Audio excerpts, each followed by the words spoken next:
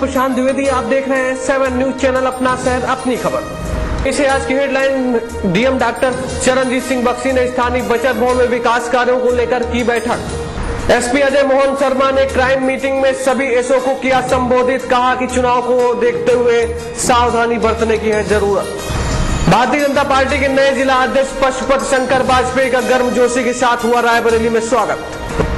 5 सितंबर को Guru Nanak charitable trust के द्वारा होगा आयोजित विशाल कैंप।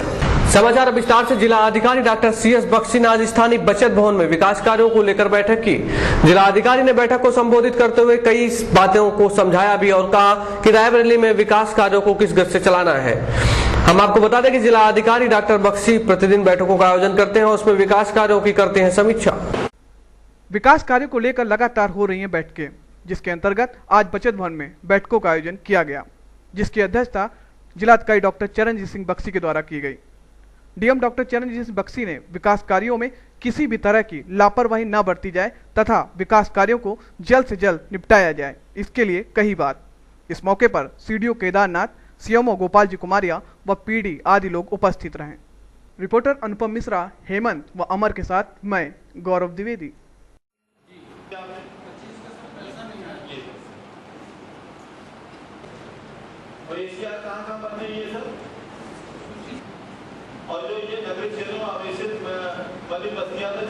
किया गया था जिसमें आपने शिरकत। बचत भवन में आज 3 से 7 तक विकास संबंधी मीटिंग हम लोगों ने करी।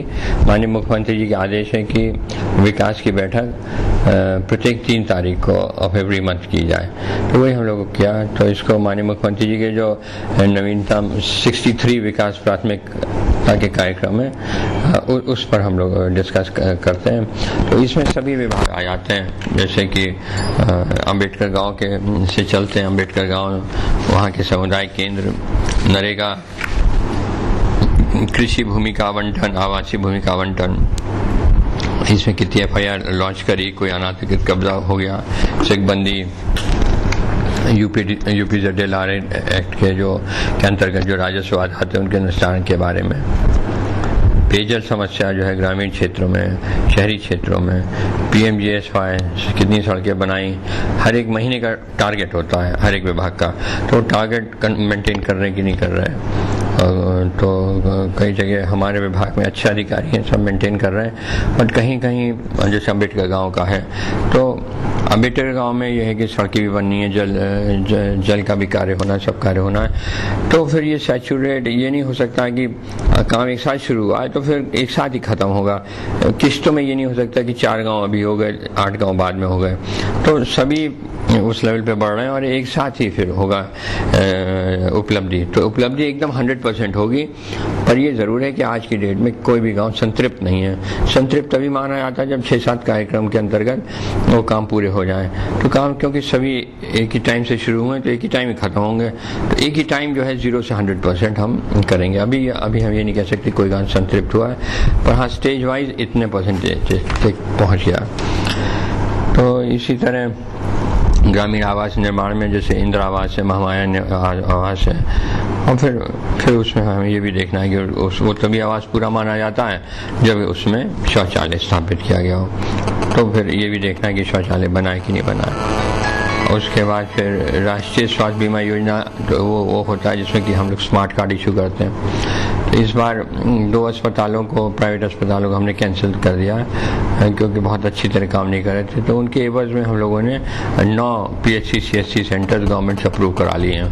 तो अब पूरे ज़िले में सरकारी तंत्र से स्मार्ट कार्ड वो लोग इशू करेंगे और उसके लिए सारी कार्रवाई करेंगे। तो इस महीने के अंत तक वहाँ पर भी स्मार्ट कार्ड की जो पद्धति है वो शुरू हो जाएगी, तो सभी लोग लाभान्वित हो सकेंगे, जितने भी नीडी लोग हैं लाभान्वित। मेरा ये मानना है कि पहले सरकारी अस्पतालों को सैचुरेट किया जाए स्मार्ट कार्ड से, और उसके बाद फिर प्राइवेट लोगों को अगर वो पॉपुलर होता है, पिकअप करता है, तो किया जाए।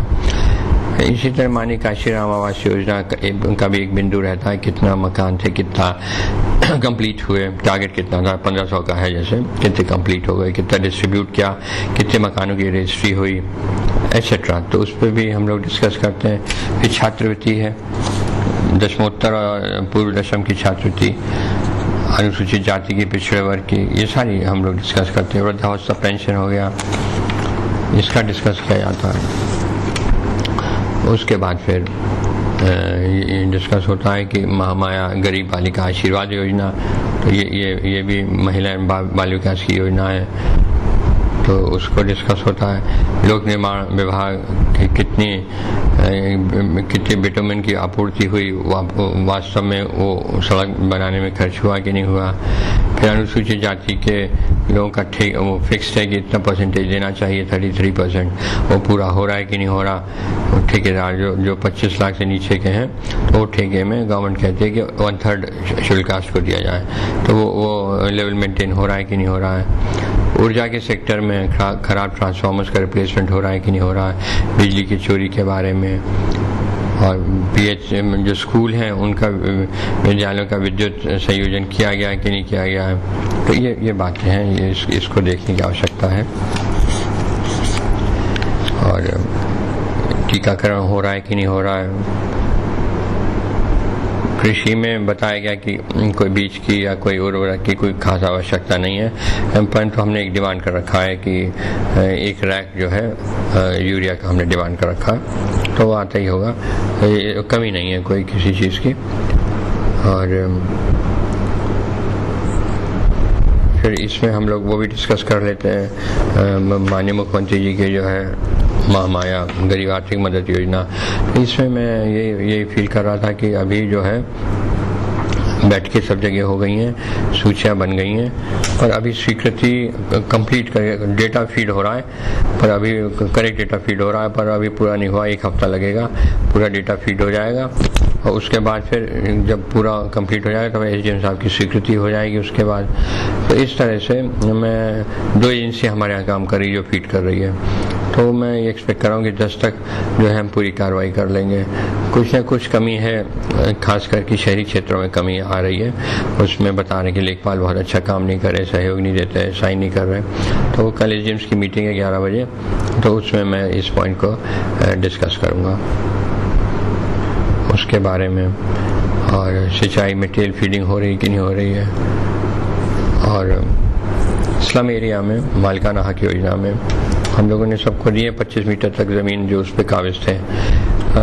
ऐसे शहर में 2 एरिया ऐसे हैं जहाँ की स्लम में स्कूलों की ज़रूरत थी, अब स्कूल नहीं थे, तो हम लोगों ने प्रयास करके ज़मीन ढूंढ ली है और उसमें स्कूल भी बनाएंगे। उसके लिए शासन ने हमको 36 लाख रुपए दिया है, तो 2 स्कूल हम बनाएंगे, 2 मंजिला है शायद, तो उसमें यह है कि गरीब बच्चे उसमें पढ़ सकेंगे। फिर उसके बाद फिर कर इतर है, जैसे कई तरह के कर होते हैं, व्यापार का, स्टैम्प रजिस्ट्रेशन, मनोरंजन का, परिवहन, आबकारी एक्सेट्रा। तो इसमें यह है कि वसूली हमारी ठीक हो रही है। तो इस तरह से मार्ग का क्या हाल है, ग्रामीण विद्युतीकरण का क्या हाल है, स्वच्छ पेयजल का क्या हाल है। और जो मैंने पट्टे की बात करी है तो वो इसी में है कि कृषि पट्टे, आवासीय पट्टे, फिर सीसी रोड और केसी ट्रेन। तो इसमें काम तो हो रहा है, पर जैसा मैंने कहा कि एक साथ ही पूरा होगा, सब गांव में काम हो रहा है। तो इस तरह से ग्रामीण विद्युतीकरण और सोलर लाइट हमारे यहाँ है नहीं, कई ज़िलों में सोलर लाइट का प्रोविजन हमने भी लिखा है कि हाँ हमारे यहाँ भी कर दिया जा, पर अभी तक गवर्नमेंट ने मंजूर नहीं किया इसको। तो इस तरह से तहसील दिवस के बारे में कि 1 महीने से ऊपर है कि नहीं है, कोई नहीं होना चाहिए कोई, और इस तरह से पूरा लगभग सब मेन जो भी कार्यक्रम हम करते हैं उस पर ये बैठक होती है। तो इसी का आज हम लोगों ने जायज़ा लिया, सभी विभाग के लोग आते हैं। तो अब जैसे एक बात ये कहे, सब लोग वीडियोस कह रहे थे कि जो प्रेरक की नियुक्ति हो रही है उसमें टाइम बढ़ाने की बात हमने पहले डिक्लेयर कर दी थी, पर बाद में मुख्य सचिव साहब का लेटर आ गया कि टाइम नहीं बढ़ेगा। तो फिर ये है कि